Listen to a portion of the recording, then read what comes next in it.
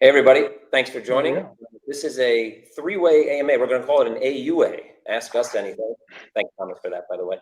Between Kadena, Wrapped.com, and Coinmetro. Today, we're going to talk about Wrapped Kadena, WKDA, what it means, what it does, what it is, and why we're doing it, and who's doing what. So before we get started, I'm going to ask everybody to introduce themselves, myself included. Let's start with Will, and we'll go around, I guess, counterclockwise. Yeah, this is gonna be fun. So I'm Will Martino. I am one of the co-founders of Kadena.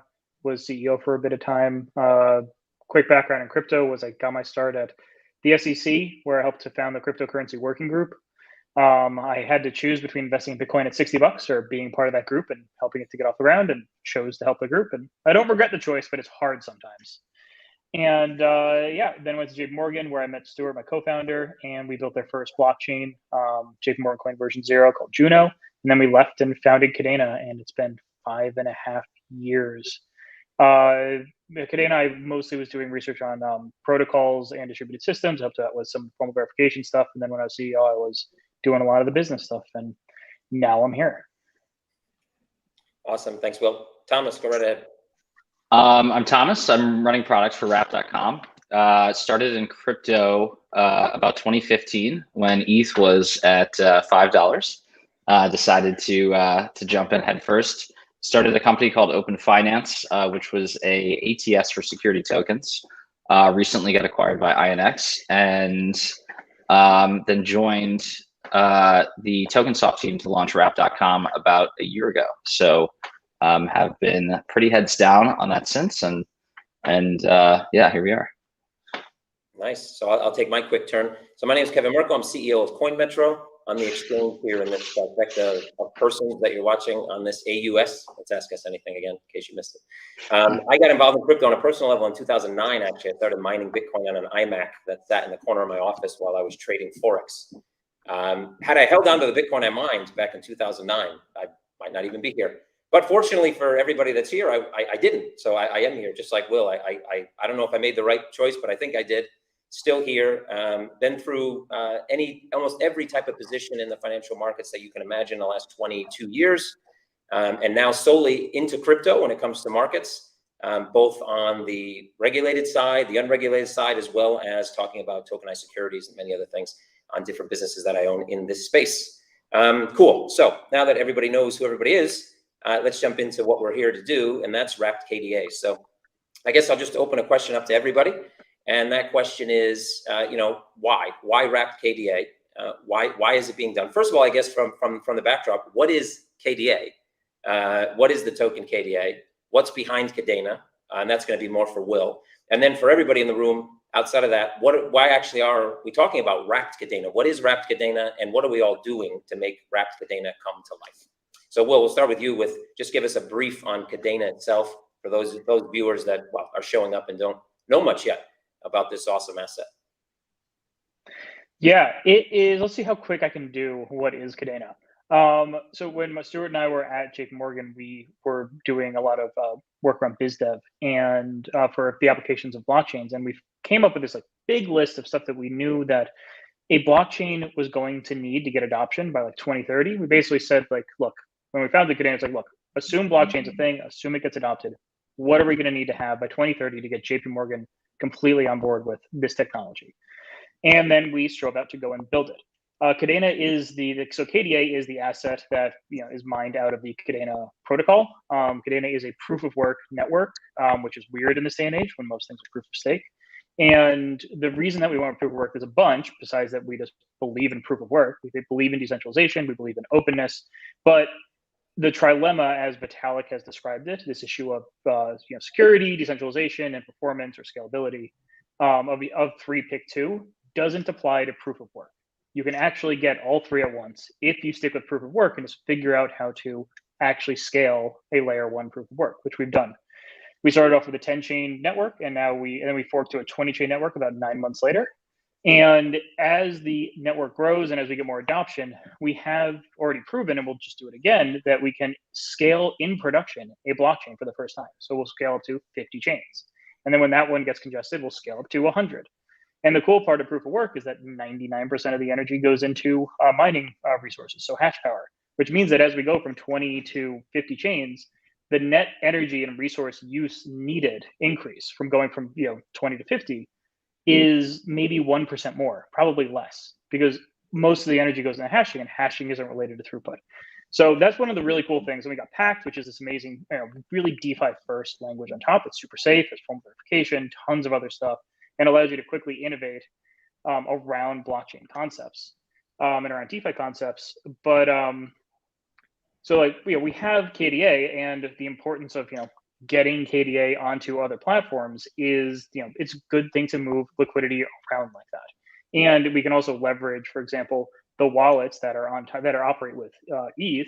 If we're able to get Wrapped KDA onto Ethereum, then we can get it onto things like Uniswap. We can also get it into my Ether wallet as a token. That's super important. Absolutely, absolutely. So obviously more exposure, more people know about it. They're able to then move assets across different chains, which is also leads to interoperability, which is something that is going to become well, probably already is a buzzword in some communities inside of crypto, but generally from the rest of the public, once they start to really to look at these different technologies, interoperability is going to become a big thing.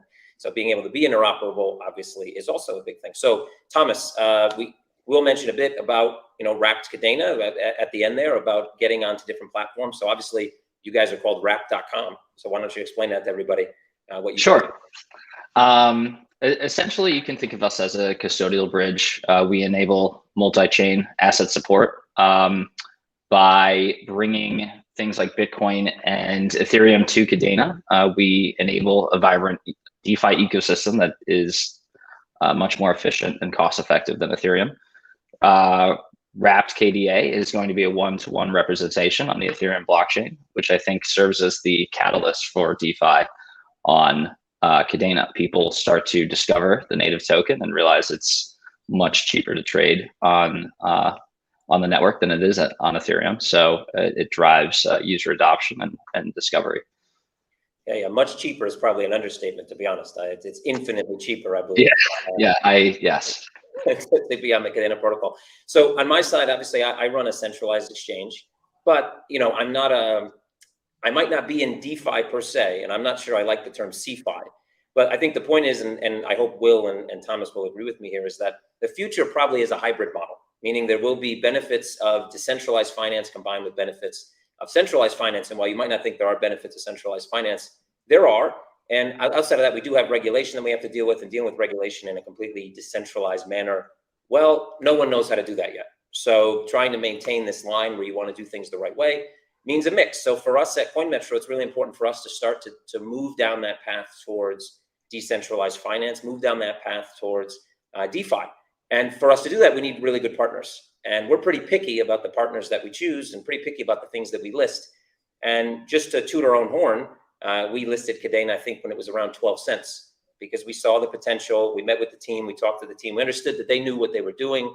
They obviously had the experience, not only from the SEC and JP Morgan, but other major financial institutions. They understood the game. They knew how to play it, and they knew how they wanted to apply it, which is ultra important, because many people can play the game, but have no idea how to apply that game, that traditional game, to this newfound world of DeFi and crypto. So after listing, obviously, we don't just like to list companies. We want to actually work with those companies. We want to do something.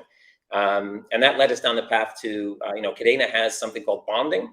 I won't go into the technicals. Maybe Will wants to touch on that a bit, but basically it's like staking. Staking means you're getting some type of reward for locking up your assets, basically, for lack of, without going down the rabbit hole. But that can be very complicated for people. So one of the great things about centralization or centralized exchanges is that we're able to simplify many of those concepts, because we take on all the heavy lifting in the back end. So we launched Kadena staking. It's something that we did with Kadena. And now we're heading down the road to do Wrapped Kadena. We basically will be the custodial, the custody agent behind Wrapped KDA. It'll sit on the Coinmetro platform. They'll also be able to swap or withdraw either with Wrapped KDA or regular KDA. And this will allow people to easily move between those protocols without having to understand all the, if, what's, this and that's about how to do that. Simply by saying, well, I'd like to withdraw my Kadena as Wrapped Kadena. I'd like to withdraw my Kadena as, just KDA, regular Kadena on the Kadena protocol. So I guess let's just dive a bit more into, let's say, some of the other reasons. I mean, obviously getting on the Uniswap and getting into Ethereum is one. Thomas talked a bit about Wrapped BTC and Wrapped ETH on Kadena. That's also something that Coinmetro is looking to get involved with in the near future. But let's talk about the other side, because we talked about why wrapped Kadena. So why wrap BTC, wrapped ETH? Is it just the polar opposite, or is there are some similarities on why to go down both roads? I mean, we've seen with Ethereum and then Binance Smart Chain and then Solana that if you don't have a scalable layer one and you start doing DeFi, then all of a sudden your fees go through the roof. I mean, I don't know if people remember back when like Binance Smart Chain was pitched as like, oh, it's like Ethereum, but you don't have to pay for gas fees. And now the gas fees are huge because it got adoption. This happens when you can't scale layer one. So I mean, the importance of having wrapped ETH and wrapped BTC is that we can start to have a truly scalable decentralized exchange. All of these DeFi products that you can actually scale out to multiple chains on in parallel in a secure and a decentralized way, so that the whole point of scaling is really to keep the gas fees low in practice. Like you need, if you don't have scaling, then you get congestion. If you get congestion, then you get high gas fees, and then all of a sudden it costs like when I think Cream.finance got hacked, the gas fee on that hack alone was like $30,000 or $40,000. And I mean, not the best example, but also we getting to like the second part of this, which is that because you have Pact, because we have this language that we've designed and had in production for like 4 or 5 years now, that is this incredibly directed domain-specific language for writing applications on a smart contract platform. It's about the contract, stupid. I don't know how else to describe it. Like you need, if you're going to be doing interesting things on a blockchain, it needs to be safe. You need to have formal verification built in. You need a super advanced capability system for dealing with security. You need, a very legible code base so that people can read it and auditors can take a look and find things in it. But also, you need something that you can actually like innovate on and add to. It's very hard to add new stuff to the EVM, but with to Solidity. But with Pact, because it is the scripting language that it's the core of Kadena, we can roll out new features and new functionalities onto it on an ongoing basis, as opposed to like Solidity, that the first version of its application binary interface is the last version because everyone's using it and you can't upgrade past it because you have like $100 billion in this old thing and it is super unsafe. So all of those reasons, but you need the liquidity to make that matter, and that's where that's where Coinmetro comes in with being able to be the actual custodian, the vendor for this stuff, and where Wrapped comes in to do the compliance, because the compliance is super important too. We've seen time after time these bridges get hacked.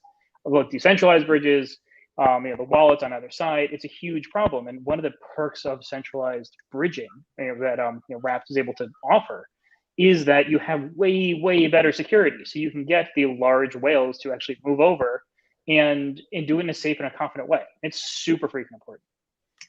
And not only the large whales, but if you look just at the price of interacting with Uniswap, the Uniswap contract and making a single trade, it's maybe $120 just to get started, and then each subsequent trade is about $60. So for people just getting their feet wet in DeFi, it's a non-starter, and kind of keeps it restricted to a small cabal of institutional investors.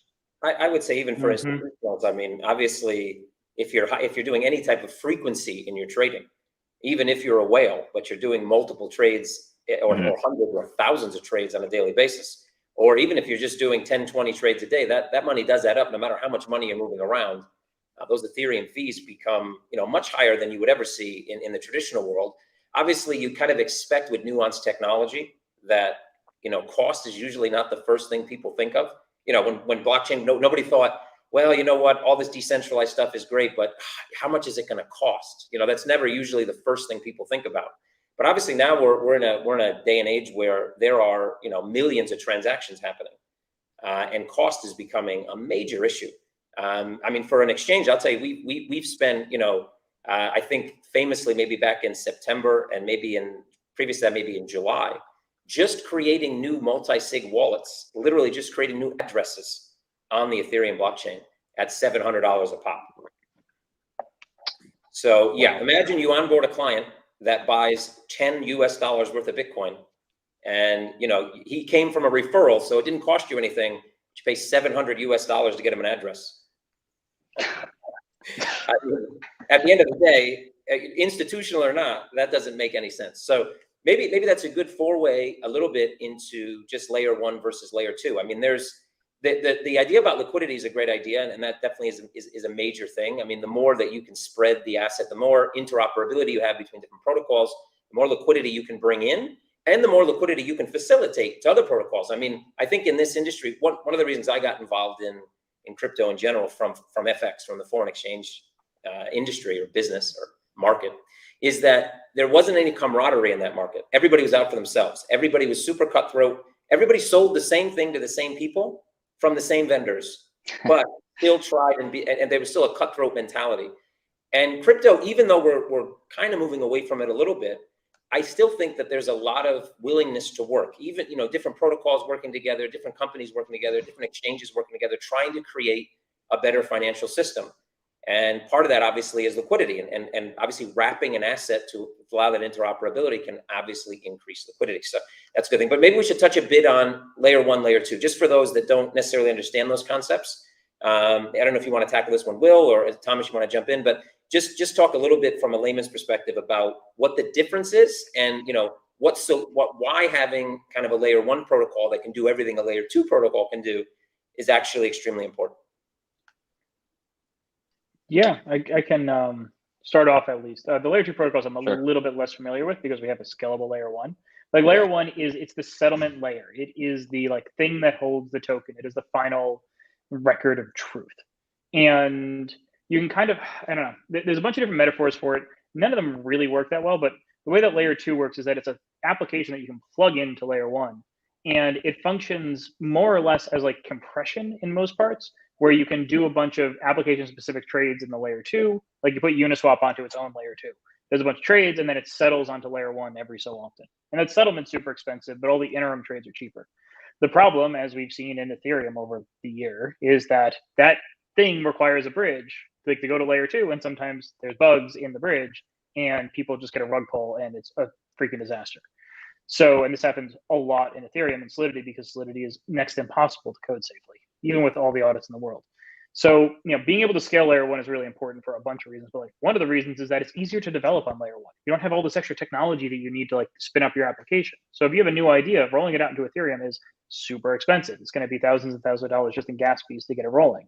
But if you have a scalable layer 1 and you don't have insane gas fees, then you can just iterate on mainnet, figure your thing out, start to get adoption. And then at that point, if you want to, you can bring in a layer 2 solution for even faster. I like to think of layer 2 as when you need fast finality, so you need really low confirmation times, pull in layer 2. But if you don't need that, you really want to stick to layer 1. And the only reason people move to layer 2 is because the gas fees are so crazy on layer 1. But we don't have that problem. Yeah, I would add that, from a traditional perspective, one of the reasons why, the Bitcoin white paper was written is to get rid of counterparty risk. It might not say that specifically, but that's exactly what it's saying. It's saying that there's no reason to have, in much of regulation, especially in the US, and Europe for that matter, the part of the way that they believe they're adding security and trust into a market is by adding in intermediaries. That literally is written in supposedly to provide trust and security into the market, when in reality, it just provides risk. Every middleman that you have to pass your funds through or your assets through, what happens if that middleman runs away? What happens if that middleman breaks? What happens if that middleman decides, I'm going to go to a Caribbean island and buy a boat? You lose those assets, you lose those funds. And layer 2 essentially is a counterparty. It is an intermediary. It is a counterparty risk. Absolutely. Whether that layer 2 breaks, whether that bridge fails, whether it's hacked, whether blah, blah, blah, blah, blah, it does add significant counterparty risk as well. And it really, if the solution is to kind of get rid of risk, then the solution has to be layer 1.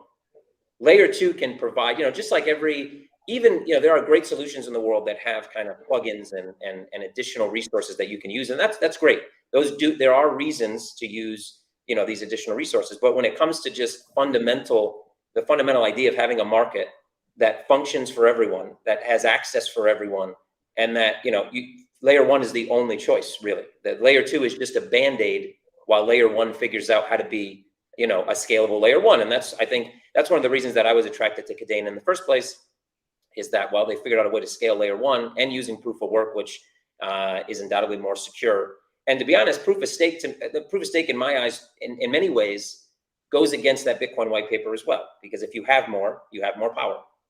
So there's a centralization. I've described it as digital feudalism more than a few times. Yeah. Of the people who are in early, they become the feudal lords, and you got to rent out that gas space to be able to run your application.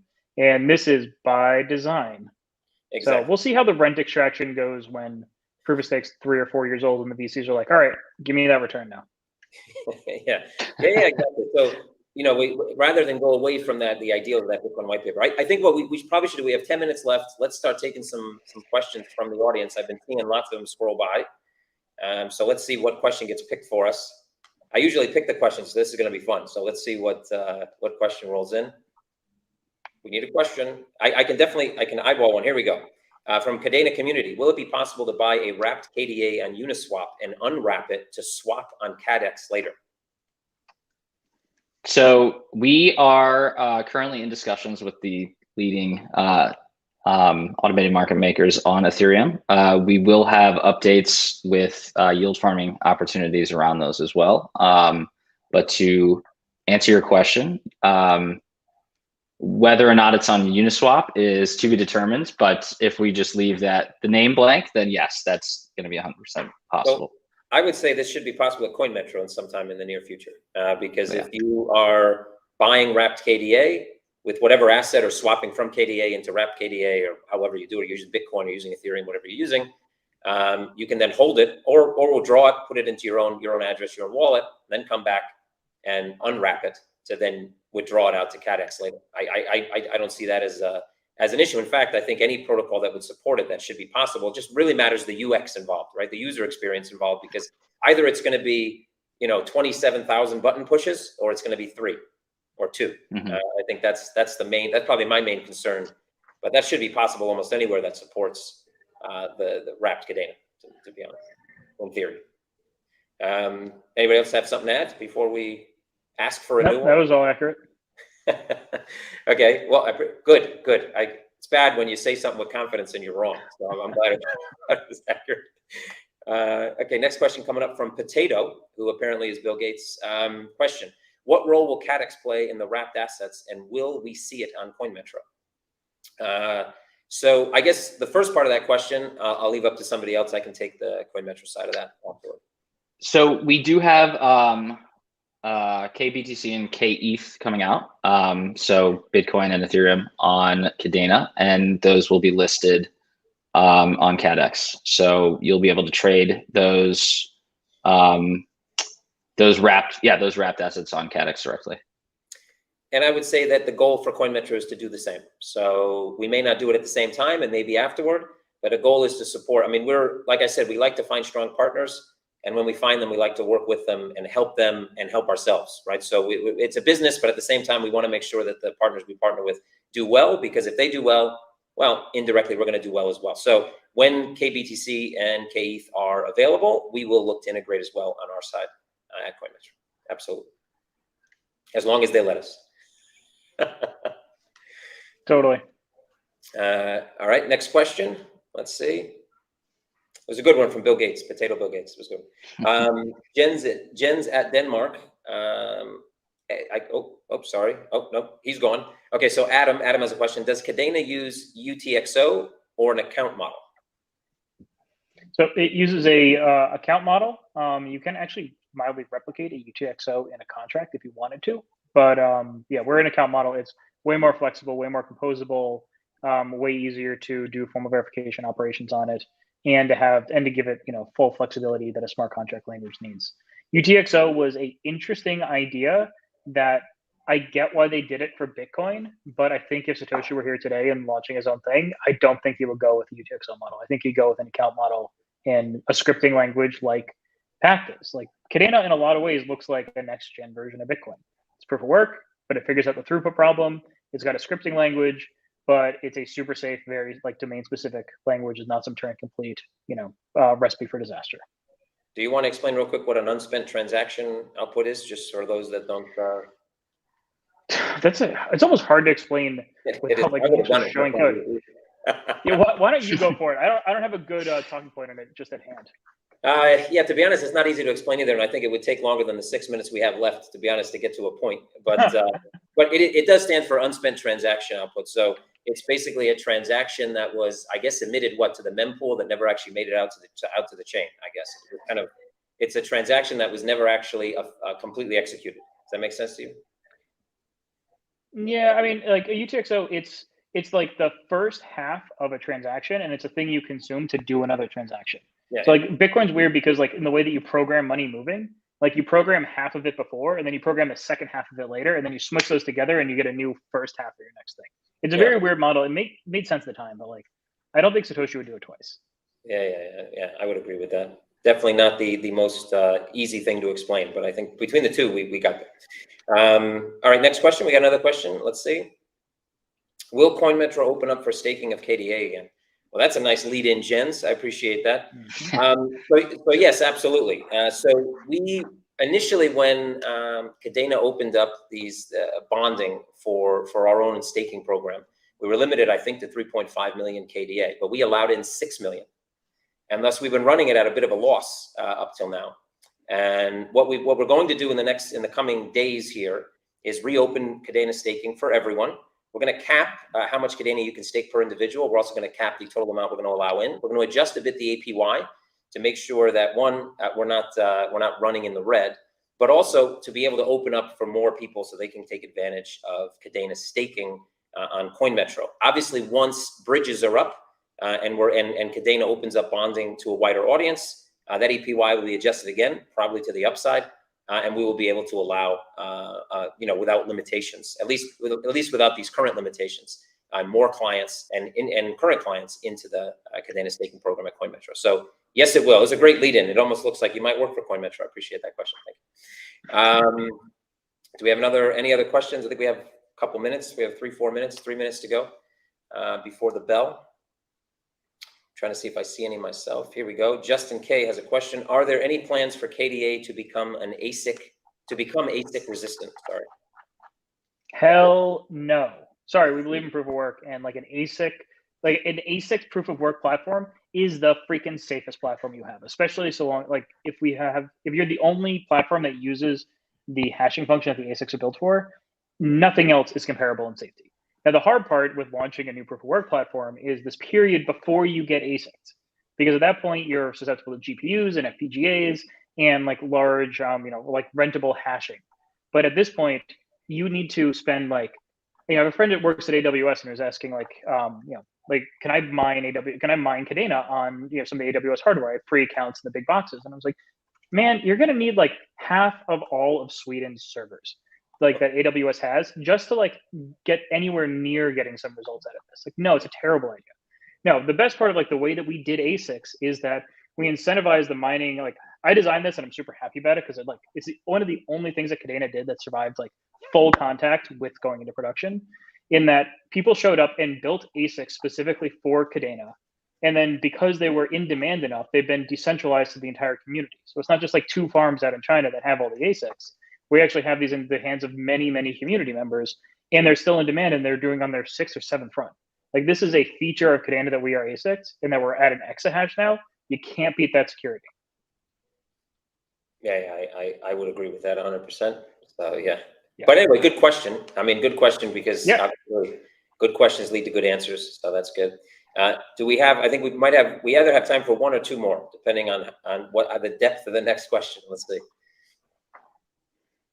It's like round robin. Let's see what comes up next. Maybe there's something wrapped specific. Somebody's searching. I can hear the search going on in the background, I think, faintly. Oh, I can ask one. What do you guys roughly think the timeline's going to be for getting Coinmetro integrated as a vendor and getting this thing up and going? Good question. So actually, I was just in a Slack discussion this morning here, Central Standard Time in the U.S., so afternoon in Europe. I think basically we are just about ready on our side in terms of how we're going to start the integration. Is basically you're going to be able to deposit wrapped Kadena or withdraw wrapped Kadena or deposit Kadena or deposit wrapped Kadena all via the same kind of deposit withdrawal interface. And when you go to withdraw it, you're going to specify whether you want to withdraw wrapped Kadena on the Ethereum network or you want to withdraw Kadena on the Kadena network. And that's essentially how we're going to do it. And we're going to have more than likely in a quick second phase, have it available on our swap interface. So this way people can then swap into wrapped Kadena because we do plan at some point to have additional pairs with wrapped Kadena on the platform. This would allow people to even swap in from, BTC or ETH and eventually swap from Kadena to wrapped BTC or swap from BTC to wrapped BTC, et cetera, et cetera. So But the first step is to do this kind of deposit withdrawal interface, because we think it's going to be the easiest. The user experience is probably going to be more smooth. People aren't, we're going to, it'll be explainable. They'll be able to look and say, okay, I want wrapped Kadena or I want normal Kadena. And then the other side of that is just to get all the custodial accounts set up. And I think Wrapped, or somebody's in the process of doing that now, to get those accounts set up so that we can actually have the wrapped Kadena and Kadena sitting in custody inside of our ecosystem. But I would say it shouldn't, if all comes together, I would say by 10th of November maximum, maybe probably sooner though. It really depends on just moving things over. But I think as far as technically speaking, we're pretty much ready to go. And if we're not, we will complete.